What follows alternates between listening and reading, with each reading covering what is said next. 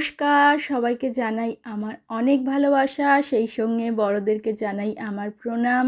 সবাই কেমন আছো? আশা করি ঈশ্বরের কৃপায় সবাই অনেক ভালো আছো এবং সুস্থ আছো, আর আমরাও অনেক ভালো আছি।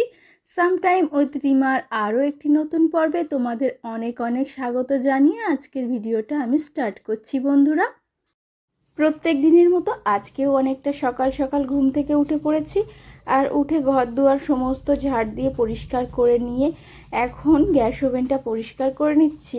আর পরিষ্কার করার আগে না ছেলের ব্রেকফাস্টটা বানিয়ে নিয়েছি, তার কারণ ওর ব্রেকফাস্টটা আগে না বানিয়ে নিলে ও ঘুম থেকে উঠে পড়লে আর কিন্তু আমাকে কাজ করতে দেবে না, তখন ওর সাথে আমাকে বেশ কিছুটা সময় কাটাতে হবে।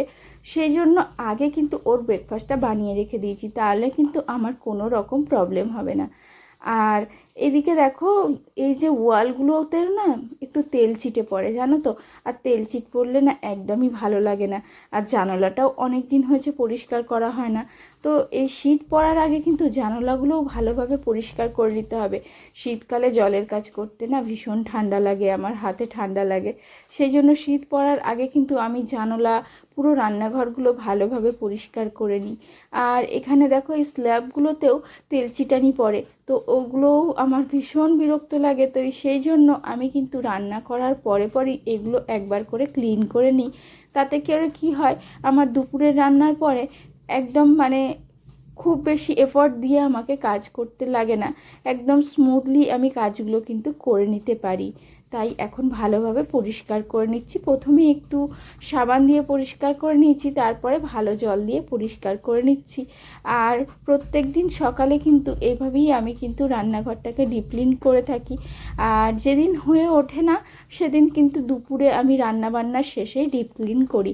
আর আজকে যেহেতু সকালে অনেকটা তাড়াতাড়ি ঘুম থেকে উঠেছি, জানি না কেন এখন কিন্তু অভ্যাসে পরিণত হয়ে গিয়েছে সকাল সকাল ঘুম থেকে ওঠার। আগের সেই পুরনো অভ্যাসটাকে ত্যাগ করতে পেরেছি, এটাতেই আমার শান্তি জানো তো। আর এখানে গ্যাসের এই যে প্লেট, ওই যে এগুলো উনানগুলো, ওগুলোও কিন্তু ভালোভাবে মাজা ঘষা করে নিচ্ছি। আর আমাদের এই যে কলের জলেতে কিন্তু একটু আয়রন থাকার কারণে একটু কেমন ঘোলাটে ভাব হয়ে থাকে, সেজন্য তো আমার আরোই ভালো লাগে না। আর আজকে না সকাল থেকে একদম মুষলধারে বৃষ্টি হচ্ছে বলতে পারো, আর বৃষ্টি থামার কোনো নামগন্ধই নেই। আর ঋষভের পাপাও না সকালবেলা বেরোবে, কিছুতেই বেরোতে পারছে না, তার কারণ বৃষ্টিটা থামছেই না। একটু হালকা বৃষ্টিটা থামলে তবে তো বেরোবে। আর সমস্ত গাছপালা বৃষ্টির জলে ধুয়ে স্নান করে নিয়েছে, আর দেখতেও ভীষণ ভালো লাগছিল সকাল সকাল। তাই ছাদে গিয়ে কিছুটা সময় আমি আর ঋষভের পাপা কাটিয়ে এসেছি। আর যেহেতু বৃষ্টি হচ্ছে, একটু ঠান্ডা ঠান্ডা ওয়েদার, ঋষভ কিন্তু আজকে একটু দেরি করেই ঘুম থেকে উঠবে। গরমের দিনগুলোতে কিন্তু তাড়াতাড়ি ঘুম থেকে উঠে পড়ে, আর একটু ঠান্ডা ওয়েদার থাকলে কেন জানি না একটু দেরি করেই ঘুম থেকে ওঠে। আর সকালের ঘুম ও নিজে থেকে উঠলে সারা দিনটা আমি দেখেছি ও ভীষণ ভালো থাকে। আর যদি সময়ের আগে উঠে যায় ঘুম থেকে, তাহলে কিন্তু ভীষণ বিরক্ত করে আমাকে, একদমই আমাকে ছাড়তে চায় না। আর ও ঘুম থেকে ওঠার পরে আমি তো প্রত্যেক দিন ওকে একটু বাইরেটা হাঁটাচলা করতে নিয়ে যাই, তার সাথে নিজেরও হাঁটাচলা হয়ে যায়। যেহেতু সকালে ওই রকমভাবে নিয়ম করে হাঁটতে যাওয়া, ছুটতে যাওয়া, এগুলো আর হয়ে ওঠে না। একটা সময় ছিল যখন কিন্তু রোজ সকালে মর্নিং ওয়ার্কে যেতাম, এখন কিন্তু আর সেটা হয়ে ওঠে না। তাই ওই ছেলের দৌলতেই সকাল বিকেল একটু পাড়া ঘুরতে বেরোই। পাড়াও ঘুরতে বলতে কি, রাস্তা দিয়ে হেঁটে হেঁটে একটু ঘুরে বেরিয়ে আসি। আর একটা সময় ছিল যখন কিন্তু একদম ঘরবন্দি জীবন কাটিয়েছি, তখন মনে হতো একটু কবে বের হব। আসলে এখানে আমার কথা বলার মতো তেমন কোনো সঙ্গী নেই, যারা আছে তারা শুধুই আমার শাশুড়ি মা, কাকি শাশুড়ি মা, ওনাদের সাথে। আর সব কিন্তু মনের কথা বলা যায় না, যেহেতু শাশুড়ি মা, বুঝতেই পারছো। তবে হ্যাঁ, প্রত্যেকটা শাশুড়ি মায়ের সাথেই কিন্তু আমার সুসম্পর্ক বজায় আছে, তাদের সাথেও কিন্তু আমি অনেকটা সময় গল্প করে কাটাই। কিন্তু কি বলতো, একটা মনে হয় যে একটা যা থাকলে জায়ের সাথে একটু ভালোভাবে সময় কাটাতাম, দুজনে হাসি ঠাট্টা করতাম, একটা বন্ধুর মতো সম্পর্ক থাকতো। তো যেহেতু ঋষভের পাপা একাই, আমার কোনো যা নেই, আর একটা দেওর আছে আমার, মানে কাকি শাশুড়ি মায়ের ছেলে। তো ও কিন্তু এখন অনেকটা ছোট, তো ওর বিয়ে হতে হতে আমি কিন্তু অনেকটাই বুড়ি হয়ে যাব। আর এখানে ঋষভ উঠে পড়েছে, তো ও ঘুম থেকে উঠে পড়ার পরে আমি কিন্তু ওকে সকালে এইভাবে একটু দুধ খাইয়ে দিই। আর ও না বোতলে কিছুতেই ফিট করে না, তো সেই জন্য এইভাবে বাটি চামচে করেই কিন্তু ওকে আমি খাওয়ানো অভ্যাস করিয়েছি। আর এভাবে খাওয়াতে আমার কিন্তু ভীষণই সুবিধা হয়। আর জানি না দুধ খাওয়ার সময় কেন এত বায়না করে, তো সেজন্য না টিভিটাও চালিয়ে দিয়েছি, যাতে টিভি দেখতে দেখতে ঝটপট করে খেয়ে নেয়, আর আমারও খুব বেশি সময় ওর পিছনে না কাটাতে হয়। আর ঘুম থেকে ওঠার পরে পরেই আমি ওকে দুধ খাইয়ে দিই, আর 1 ঘন্টা পরে আমি কিন্তু ওকে ব্রেকফাস্টটা করিয়ে দিই। আর এখানে দেখো ওকে কিন্তু শুধু দুধ খাওয়াচ্ছি না, ওকে বিভিন্ন গল্প বলতে বলতেই কিন্তু খাইয়ে দিচ্ছি। আর সকালে না প্রত্যেকটা মানুষেরই দেখবে খেতে একটু বিরক্ত লাগে, তো সেই রকম ছোট বাচ্চা ওদেরও কিন্তু বোধহয় ভালো লাগে না সকালবেলা উঠি খাওয়া দাওয়া করতে। আর এইবার দেখো খাওয়া দাওয়া শেষ হবে, তো তারপরেই ঘুরতে বেরোবে। আর এখানে আমি মেখে নিচ্ছি একটু আটা, আর সকালে আজকে বানাবো হচ্ছে রুটি আর চা। আর ঋষভের পাপার জন্য বানাবো কয়েকটা পরোটা, ও বলে গেছে যে কয়েকটা পরোটা খাবে। আর এখন না বাড়িতে ময়দাটা অনেকটাই এড়িয়ে চলছি, ময়দা খাওয়া আমাদের স্বাস্থ্যের জন্য একদমই ভালো নয়, তো সেই জন্য ময়দাটাকে অ্যাভয়েড করেই চলি। আর আটাটাই আমি প্রেফার করে থাকি, আর যে কোনো জিনিস আমি আটারই বানানোর চেষ্টা করি।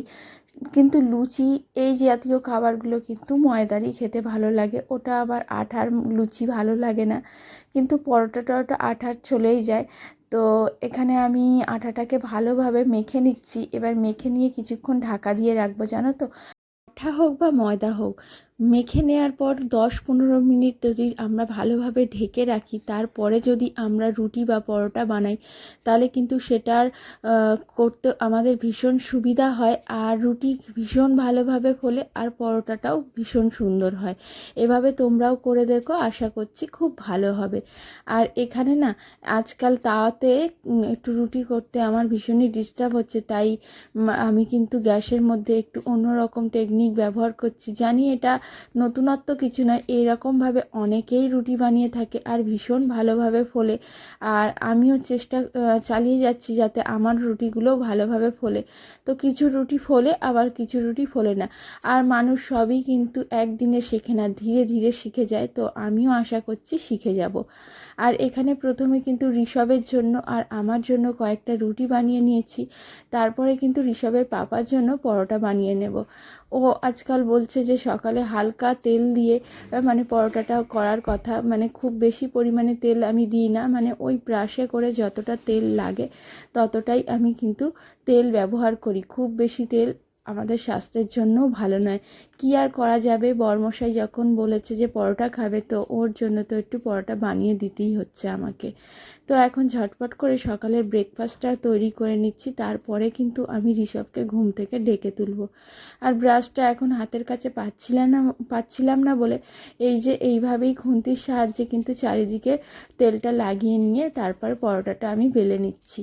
আর এই যে দেখো পরোটাগুলো কিন্তু বেলতে আমার ভীষণই সুবিধা হচ্ছে, তার কারণ আমি আটা দিয়ে বেলছি। আর তোমরা যদি তেল দিয়ে বেলো না, সেক্ষেত্রে কিন্তু একটু ধরে ধরে বেলতে হবে। আর এই যে দেখতে পাচ্ছ আমি কতটা কম তেলে পরোটাটা ভাজার চেষ্টা করছি। আর এভাবে কিন্তু একটু সময় দিয়ে যদি ভাজা যায়, তো পরোটাটা ভালোভাবে সিদ্ধও হয়ে যায় আর খেতেও ভীষণ টেস্টি হয়ে যায়। আর তোমাদের সাথে কথা বলতে বলতে আমার কিন্তু অনেকগুলো পরোটা বানানো হয়ে গেছে। আর এখানে একটু সকালবেলা ডিম পোচ বানাচ্ছি। আর এই যে বানাতে বানাতে ভাবলাম যাই কুসুমটাকে একটু ফাটিয়েই দিই, তো ফাটিয়ে দেওয়ার পরে দেখো এই রকম একটা অবস্থা তৈরি হয়েছে। কী আর করা যাবে। আর গতকাল রাত্রে সাবু ভিজিয়ে রেখেছিলাম, তো এখন আমি সাবুটা খেয়ে নিচ্ছি। আজকাল একটু গরম পড়েছে, সেই জন্য একটু সাবু ভেজানো জল এগুলো খেলে ভীষণ ভালো লাগে। আর আজকে যেহেতু সানডে, তো সেই জন্য দেখো ঋষভের পাপা চিকেন দিয়ে গিয়েছিল। আর সকাল থেকে না আমাদের এখানে লোডশেডিং, কারেন্ট নেই। তো মানে আমার সকালের ব্রেকফাস্টটা হয়েছে, তারপরেই কিন্তু কারেন্ট চলে গেছে। আর এখন দেখো আমার কিন্তু এই কারেন্ট না থাকার জন্য রান্নাঘর পুরো অন্ধকার ছিল আর আমি কিন্তু সমস্ত কাজেই পিছিয়ে পড়েছি। যাই হোক, অন্ধকারের মধ্যেই রান্না বান্নাটা সেরে নিয়েছি। তারপরে এই যে দেখো, ঋষভের বাবা স্নান করে আসলো, তো ওকে বললাম যে গোটোটা অনেক দিন পরিষ্কার করা হয় না, তুমি একটু পরিষ্কার করে ধূপ মোমবাতিটা জ্বালিয়ে দাও। আর রবিবার দিন ও কিন্তু প্রত্যেক রবিবারই ফুলের মালা আনার চেষ্টা করে, আর আজকে না ও ভুলে গেছে ফুলের মালা নেয়ার কথা। তো সেই জন্য বললাম যে কি আর করা যাবে, মালা যেহেতু আনোনি, ধূপ মোমবাতিটাই জ্বালিয়ে দাও। তো এখন ও একটু ধূপ মোমবাতি দিয়ে প্রার্থনা করে নেবে, তার সাথে আমিও প্রার্থনা করে নেব। এরকম নয় যে আমি প্রত্যেক দিন মানে সন্ধে দেখানো এসব করে থাকি, ঋষভের পাপাও করে, আর ঋষভকেও এই অভ্যাসটা করাচ্ছি। বন্ধুরা, আজকের ভিডিওটা এখানেই শেষ করছি। আজকের মতো টাটা, দেখা হবে আগামী আরও একটি নতুন পর্বে।